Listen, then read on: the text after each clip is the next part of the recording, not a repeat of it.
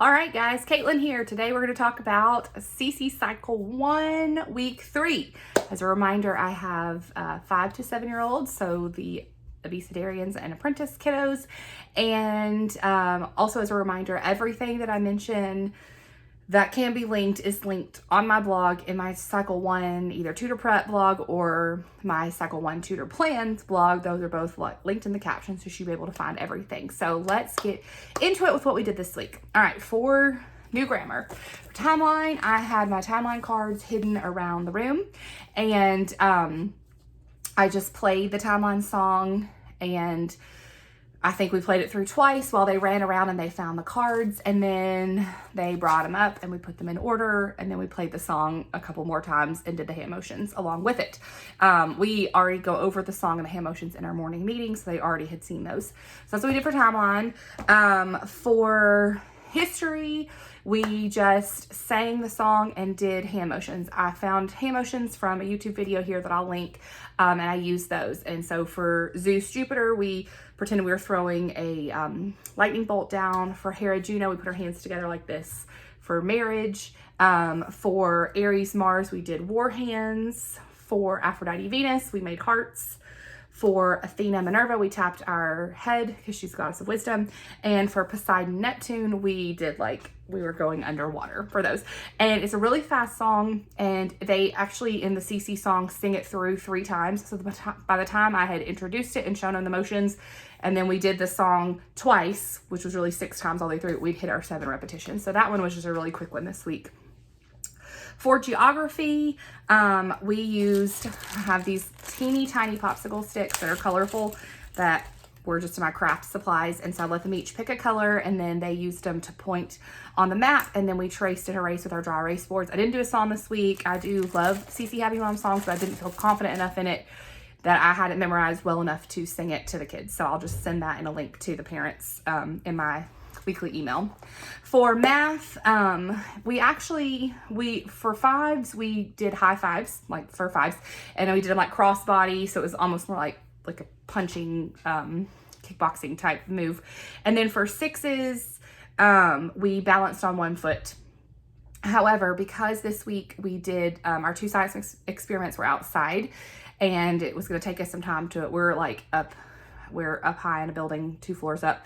And so we had to walk all the way down the stairs and then go outside and do our experiment and then come back and walk all the way back up. We actually listened to our songs, our 5s and our 6s, as we were walking to our science experiments. So kind of like used our transition time for that. So that's what we did for math. Then for science, we used the agility ladder again, and this time, for the last 2 weeks, I just laid it out and they started at one end and they just hopped as we said whatever our science was for that week. For this week, I started them at opposite ends, and I wrote cards that said like cell membrane, vacuole, cytoplasm, and theoretically they were supposed to add them in 2 groups, like hop in the agility ladder towards each other, and then there was a gap in the middle so they wouldn't crash into each other. And they were supposed to hop as we said each one. It didn't really work out that way. Like they just hopped, like at whatever speed they felt like hopping, and didn't really hop when we said each one. Them going at the same time was fine, but like as far as them, like I had the cards there, but most of them can't read, so they didn't really know what they were hopping towards. So I don't know that I'll do it that way again, but we did use the agility ladder, which they love.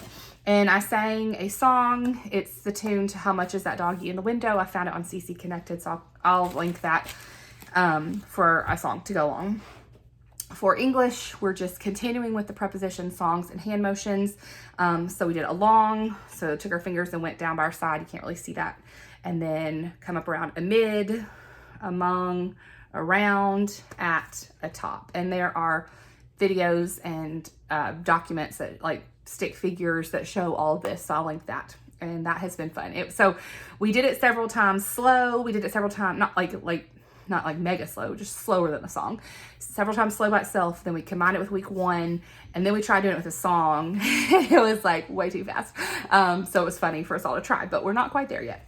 Okay, for Latin, we used our Latin lions again, these little paper cootie catcher type things, whatever they're called.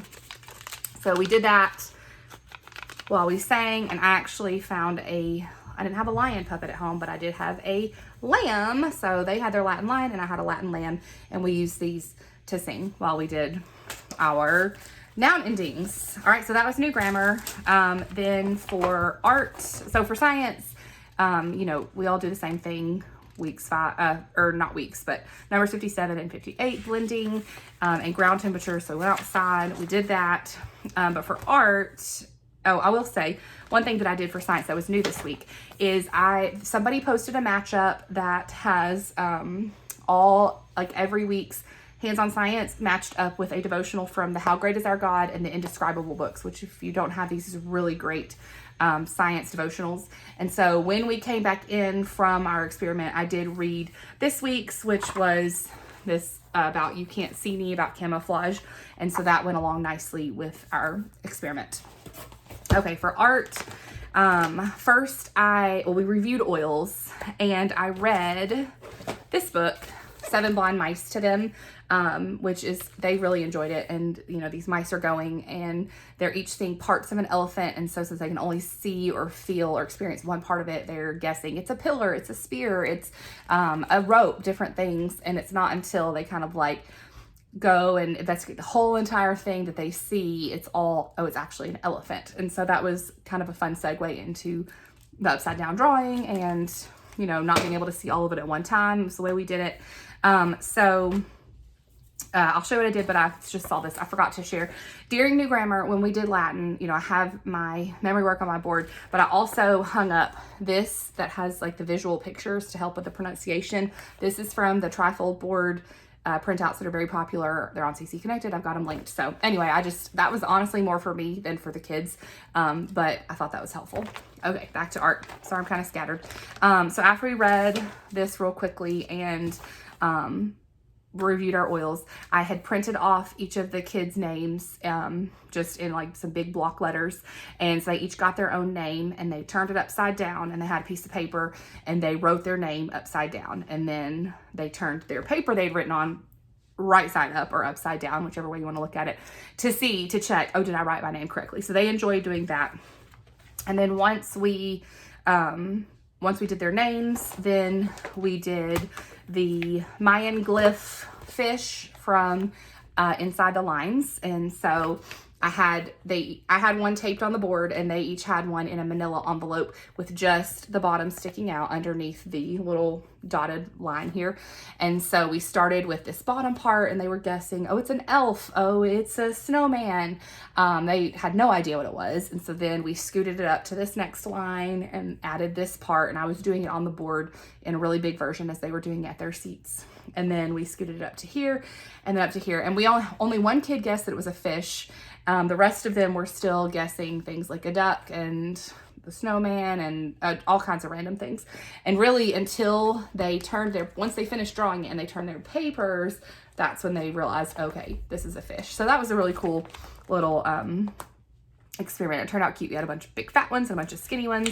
I had done one at home that I'd colored, so I put that up as an example. And then, like I said, I did one on the board as well to kind of guide them through it. I had printed off this little upside down puppy dog thing, but we did not get to it. We didn't have time. So I'll just save that for another day if we need it, or just move on. Okay, the last thing is review. And so for review this week, we did Pom Pom Bomb. And so I had this little pouch and I had it filled with these pom-pom things, you know, puff balls, whatever you want to call them. And so it's very simple. If it's colorful, it's 1 point. Or, well, if it's a black, it's -5. If it's red, it's +5. And if it's any other color, it's 1 point. Now, I put mostly other colored ones in there. A handful, maybe 3 to 5. Let's say it looks like 3 red ones. Oh my goodness, they pop out everywhere. And then 1 black one. And so I would draw a memory work for the last 3 weeks. So these are the CC memory work flashcards, which I'm not sure they actually sell these anymore.